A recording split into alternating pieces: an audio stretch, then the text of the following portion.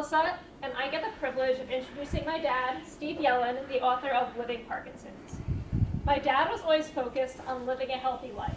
Eating well and working out were part of his everyday routine.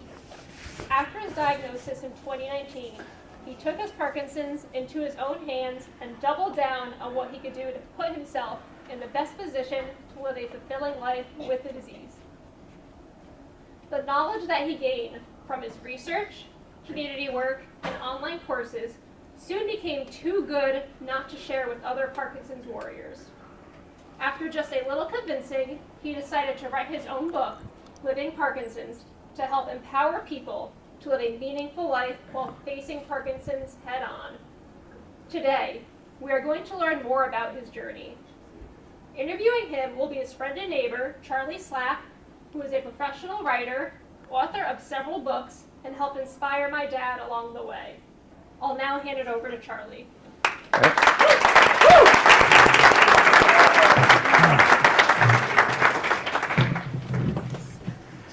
Great. Well, thanks, Melissa. That was a wonderful introduction to your dad. I know you must be really proud. Of course, of course.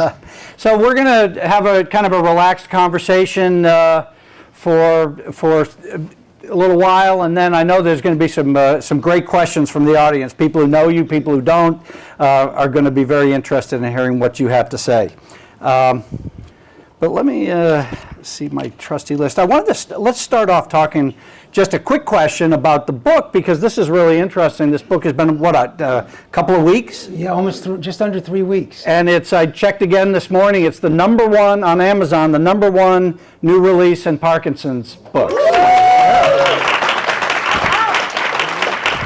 And it's been getting great reviews, and tell us a little about that experience, at least so far. Yeah, it's really been interesting. I mean, I never knew anything about publishing a book and self-publishing this and trying to do my own promotions. It's been on for about 3 weeks. It's gotten really nice momentum across a couple of platforms. There's 30 reviews, all are 5-star reviews. I've gotten a lot of feedback on Facebook, people saying it really helped me, which is really what I wanted to get out of it. And as Charlie mentioned, for new releases, it's been #1 since it came out. It's interesting, for overall in Parkinson's, it just passed Michael J. Fox and 2 leading researchers that came out with a New York Times bestseller. The only one that's behind is the diet book, which has nothing to do with Parkinson's. So I don't know what to make of that. I don't know if I can still call myself #1 with an asterisk or not, how that works. But I know that it feels pretty good, and I just hope the momentum will stay, and the feedback is what really feels good about it. So that's great, and maybe I think people certainly who've been on the journey with you, people who may be dealing with Parkinson's in their own life will already know this, but let's start things off. Give us a thumbnail description of Parkinson's disease. Everybody knows the term, they may not be familiar with the specifics. Yeah, it's interesting. Most people probably think of Michael J. Fox when they think of Parkinson's, and interestingly enough, a lot of what he exhibits isn't a result of Parkinson's, it's a result of taking medication for a lot of years. But what Parkinson's really does is it impacts communications between different neurons, which is how the brain communicates to the rest of the body. And what happens is the brain sends an electrical pulse down a neuron, and then to go from neuron to neuron, there's something called a chemical transmitter. And the chemical transmitter that communicates in this case is dopamine. People with Parkinson's have damage to their brain to the point where they don't have enough dopamine. And what's interesting is by the time the symptoms show up, you've probably lost half your dopamine producing cells already at that point. So that's the thing that we're all missing.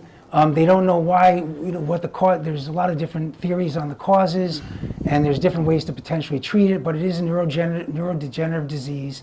And as of now, there's no cure or even documented way to definitely stop the progression. Exercise is the only way that there seems to be some research showing it may stop the progression. Why don't you take us back to when you first got the diagnosis and tell us a little bit about how that came about and what your initial reaction was to hearing that news. Well, it was interesting. Probably almost exactly 7 years to the date, in March of 2019, I was lying in bed with my wife Hillary, and she noticed my hand was shaking. I had a tremor. And I assumed, well, look, I've had some nerve damage in my shoulder. I'm kind of a weekend athlete, weekend warrior. It's probably nothing. She goes, why don't you go see a doctor? So I went to see my doctor, eventually got to a neurologist in July. And the neurologist did something that anybody here with Parkinson's would probably recognize. Close your hands, stamp your feet, walk up and down, which probably you know as a UPDRS test. And he came back, he walked out of the room, and he came back in, and I was ready to go to work, and he said, "I think you have Parkinson's." And it honestly was a pretty big shock. It was probably the moment that changed my life more than almost anything else. But I remember going to work, calling up Hillary on the way to work, just saying, "Hey, I just want to let you know I have Parkinson's, but they said it doesn't impact your life expectancy." And I went to work, came home, we talked about it, and I just kind of kept going on. And I did go for a second opinion, and then they referred me for a third opinion to Yale, and all of them said the same thing. They said, "Yes, you have it, but it doesn't impact your life expectancy." And for the first 2 to 3 years, I took that to heart. It didn't impact me. I didn't really let it affect me. But I kind of regret that in some sense, because I feel like I let Parkinson's catch up on me by not doing anything, changing anything. But I kind of compartmentalized it. It didn't impact me negatively, but it also didn't change me in any way either, in a positive way. So that was really what happened, and that's how I look at the first couple of years. And one of the things you talk about in the book is kind of this transformational moment that led you to sort of bring a new approach to Parkinson's. Can you talk about that, what that turning point was? You know, I think about it now, and somewhere around 2022 in the spring, a couple of things converged in my mind. One is I started doing some research, participating in certain research studies. There's a PD gene study where they test your genes to see if you have any of the genes related to Parkinson's. I didn't. I started learning more, joining a couple of groups, and I joined a study at Columbia University where they assigned me a occupational therapist to basically work with me through some of the exercises. And it actually turns out that occupational therapist is sitting here. She came to this meeting. So thank you so much. And our sessions were really about sitting down and just chatting about what I could do better, because I was already doing a fair amount of exercise. In her mind, she said, "You're kind of probably near the 90 percentile. But we chatted a lot. We just, I learned from her how it really impacted me in a lot of ways. And between that and just learning about more of the cause of disease, I realized I need to take a proactive attitude towards this. And I call that kind of my moment one. And that's where I decided, look, I'm going to do everything I can in my power to kind of beat this thing. And I even kind of built my little objectives, like you're going to war. When you go to war, you set an objective, and when you achieve that objective is when you're done. And my objective was to live my best life, keep my Parkinson's at bay until I don't have to even be concerned with it anymore. Now that could be there's a cure, that could be there's a way that stops progression, but that was my objective. And at that moment in time, I said, look, I'm going to go at this head on. And that was really what changed it for me, probably 3 years into the diagnosis, and now it's taken me to where I am now. And that's what you talk about it in the book, is sort of defining your victory, what victory means, and that's one of your suggestions for others who may read your book, because you think, well, there's no cure as yet for Parkinson's, and yet you think of in terms of victory. Yeah, to me, again, I want to define my fight. And like I said, if at any point, I always think back to, when you define it, you have to define what does it mean to win. And that's really what I felt it was like. At one point I said, when there's a cure, but I don't know if it's necessarily a cure. It's like when I can truly live my life independent of Parkinson's, that's when I feel like I can say the battle's over. Now I can just, I've won, I've beat this thing. Yeah. You describe in the book 7 approaches or 7 strategies, and they include things like advocacy, research, support, diet, exercise. When I first met you and started talking to you about your Parkinson's, I think that's one of the things that impressed me the most was the very sort of decisive, compartmentalized approach that you were taking to the different aspects and coming at it on all fronts. How did you arrive at those 7 strategies? Did you sort of plot it out, or did it kind of evolve organically? It probably evolved organically, but I think what happened was I'm the type of person that when I encounter a problem, I really I almost take it to a science to problem solve it.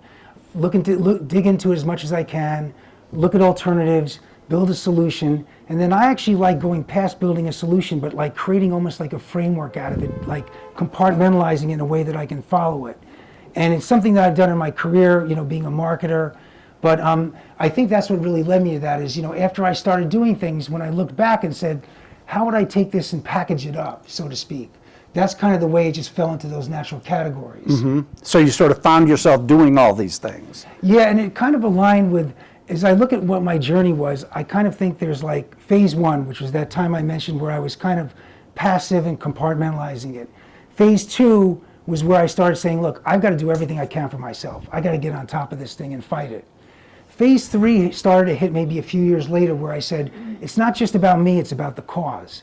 And that's where I got into participating in research more. I got a lot more into advocacy, which actually was very motivating. So that's kind of looking a little bit beyond myself. And to some extent, I'm hoping that this book marks phase four, which would be basically now where I can ratchet up the advocacy, where I can be talking to as many people as I can about the message, getting it out there, going to Hartford, going to Washington, D.C. to continue to advocate for Parkinson's. And I don't know where phase five will take me, but I'm hoping it'll keep pushing in the same direction. So Steve, you take these things to a level that a lot of people might not. We look at the different categories, okay? You think about advocacy. You've been to Washington. You're headed back to Washington. You do a lot there. Exercise. How many times have you walked up the Empire State Building? Well, I've actually, I don't know if you could call it ran, but it's okay. I'm sorry. More than walking. I undersold it. If I just walked, I'd be getting passed by a lot of people.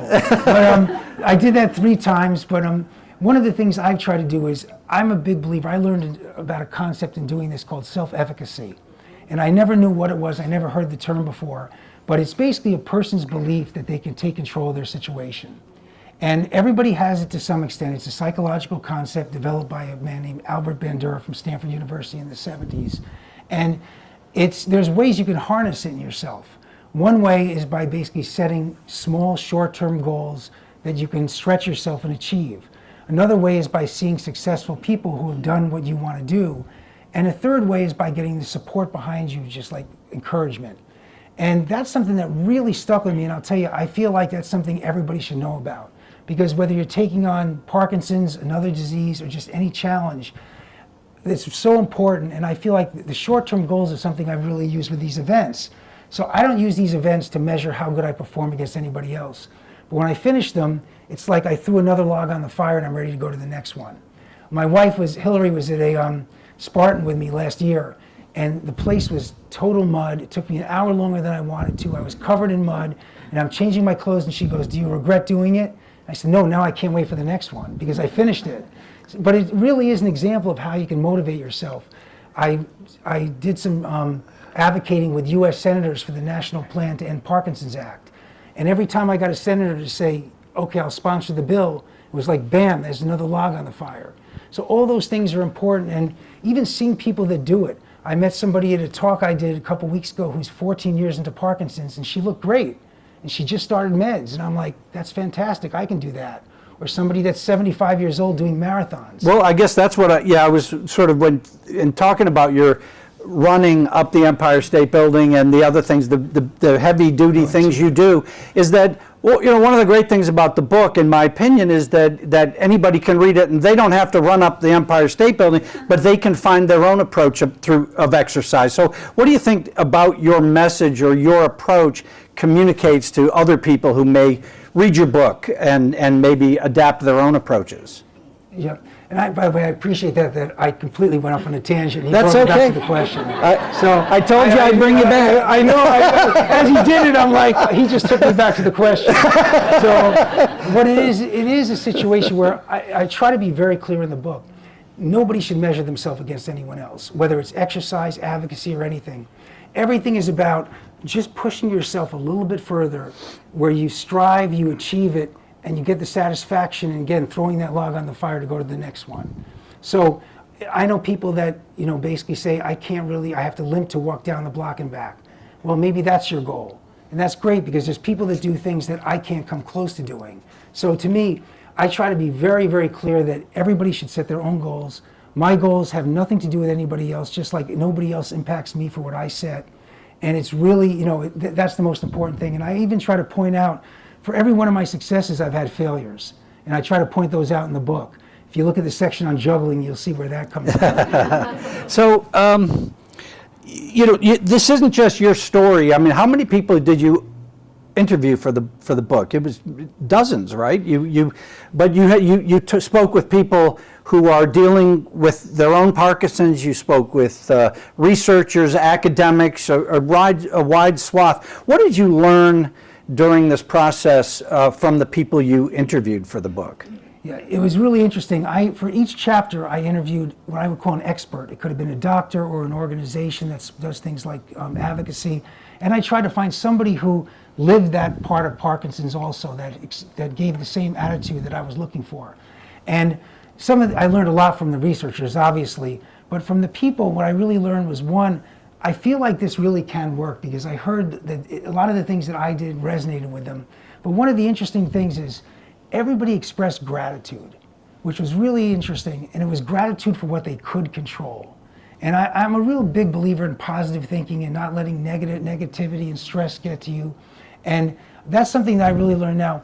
I take with a grain of salt that Parkinson's can really also impact people's mood. People can have depression. And I don't know if it's a chicken and an egg, that the people I interviewed are doing well and that's why they have a good attitude, or they have a good attitude and that's why they're doing well. But I know that that's something that from the people I interviewed really was a commonality that can't hurt if you just say, look, I'm going to look at all the positives of the situation I'm in, and try to make the most of it. So I want to talk a little bit about your decision or the process of writing a book. I think that would be interesting to people. Lots of people talk. I think everybody feels like they've got a book in them, and I've talked with a lot of people. I've told this to people that I've talked with a lot of people who say, what's involved. I got a book idea, and typically I show them a book proposal I've written or something, and they say, okay, I'll keep that in mind, and I'll get back to you, and because it's a long, arduous process. What you actually decided to go for it? What made you take the plunge? Well, for the people that know, mine was the exact opposite. Charlie had heard about some of the things that I'd done, and he suggested to me, you should think about writing a book. And I told him he was nuts. And he saw me again, and he said it again, and I told him he's still crazy. And then the third time, he caught me at a weak moment, and I said, well, how would this work? And he said, well, we just chat about it, we could talk about it, I'll give you some direction. And he basically gave me the spark to start writing it. And then I was moving along slow, and then, like I said, I enjoy kind of creating a framework and then just reproducing something in that.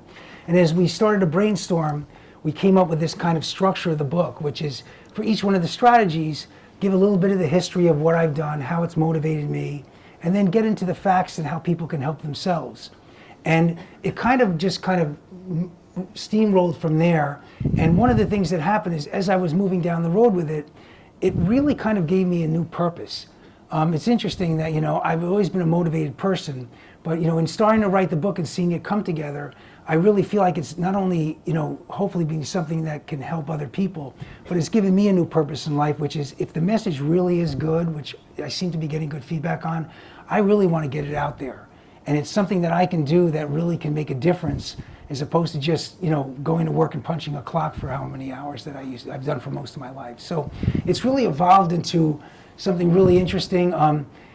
I learned a lot along the way, self-publishing. If you remember, Charlie said, why don't we do a proposal and we can maybe get somebody to publish it, and I got into self-publishing and just taught myself everything along the way, but it was pretty interesting. Well, you also had a pretty compacted time schedule for yourself. I was suggesting, give it 2 or 3 years and see how it evolves. He says, do you think we can have this done by, think I can have this done by May? And I'm like, May of 2026? Are you, no, but you really went after it, and what do you think motivated you to sort of stick to it, or to once you got going? Is that just part of your personality, would you say? Like, once you get on something like this, you Yeah, well, I mean, the people here that know me well know that that's kind of the case. Once I do get on something and I commit to it, then not doing it is failure in my mind. So in my head, if I commit to something, that's really, it's going to be like kind of a done deal. But it was interesting, because one interesting story resulting out of it is, I talk about self-efficacy and hitting a short-term goal and going and immediately being motivated. And I would write something and maybe Charlie would read it and he'd give me feedback and he'd say, Steve, think about it like this. Just take some time and think about it. I go back and 2 hours later send him something else. And he goes, Steve, you can't get back to me that quick. This is what has to percolate. And I said, but the whole point of the book is I'm trying to take action. So you're getting me to fight against what I'm proposing people do in the book. But it was an interesting process of trying to balance that, of letting things kind of sit in, because it is something I've never done. It's a very big project. I still don't think it's in my kind of groove swing to do something like that, but it was pretty interesting. Well, one more comment on that. Our mutual friend Mike Fox, who's a brilliant editor and writer and helped a lot too. We laughed a bit about how we would sort of send you comments, and to me it was like the game of Pac-Man. I don't know if anybody remembers that, because you send it, I'd say, okay, I won't hear from Steve for a few weeks, and all of a sudden the document, the Google document starts shaking, and Steve, and I feel like I'm being followed. I'm like, no. A man of persistence and goals. So anyway, so what did you find the writing process? You talk about all the things you do for your Parkinson's. Did you find, could this be an eighth strategy for you? I mean, was this therapeutic for you as a sense of purpose with your Parkinson's? I don't know if I would say it was therapeutic to put it in words. If I felt I was just doing it to get the message out for myself, I don't think it would be as moving, honestly. I think the fact that it can help people, just really almost like, it's something that I realized, wow, if you can help other people, I mean, what more can you do? Yeah. What can you do that's more satisfying? So I think it was really, when I started to realize that the formula wasn't really, we talked about it, it's not a memoir, it's not a medical book. It's something a little bit unique in between the two, which is it's based on the experiences I've had and what I've learned scientifically in all my research, but put together in a way that people can leave with a takeaway. Whether you were diagnosed last week or 10 years ago, maybe it's a different takeaway, and maybe it's from a different chapter, but it's something that somebody can take away to improve their journey. And if that's what it accomplishes, nothing else, then that would make me thrilled. Yeah, so that's what I was going to ask you, what you think your underlying motive, or what do you think at the end of the day coming away from this experience, what do you think you hope, what do you hope people will come away from this experience with, from having read your book? What I'm really hoping, and so far I've heard some fairly positive feedback, is that if people say, I gave it to one person who's a Parkinson's advocate in Europe, and she said, I've been doing this 6 years, I've had a great journey, but this is the book I wish I had when I was diagnosed. And she's like a world-known advocate. And the people that, even in this room I bumped into when I was talking to early on said, I started reading it and it was really motivating. And what's interesting about it is, it probably applies to maybe even any health challenge, or at least some of it does, and even any challenge in life, and that's where that message can get out there, people have told me. And so, I'm just hoping that, to be able to impact somebody's life to make it better than it is today, it's a pretty good reward. And that's kind of what I would hope for as much as possible. That's great. That's great. Well, I have one more question, and I think that the audience is going to have some great questions. I think I've saved the best question for last. You talk about support. You have a wonderful family, and many of your family members are here. Talk a little bit about how important your family has been to you in helping you and being with you on your journey with Parkinson's.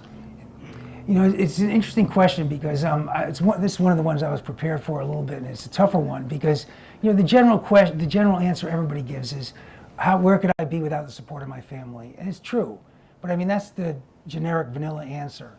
I think in my case, because I was thinking about this, and as I mentioned, I tend to get sometimes obsessive about things when people, and that's the way at certain points of this journey I got into. And I would say that the thing that my family did is not only support me by doing races with me, and some of them going out of their comfort zone to do it, or my wife Hillary showing up with me and standing in the mud for a couple of hours while I do a Spartan race and sitting there miserable. But outside of those things, I think what they really did is they kind of put up with my, I don't want to say neglect, but the times that I spent in my office that I probably shouldn't have, or the times that I obsessed and talked about things over and over again that I shouldn't have talked, that, they didn't roll their eyes at me, they kind of put up with it with a smile. But I think, just the support they gave and what they did, and understanding the mission I was on and respecting that. Maybe that's the best way to say it. I didn't even think about that until now, but that's probably the way I would say it. The fact that they understood what I was trying to do with this and completely respected it and, you know, supported me where it was needed, but really gave me the space to do what I wanted to do, that's really how they helped me get here. Yeah, terrific. Great. Well, why don't we, I think we've got a, yeah, let's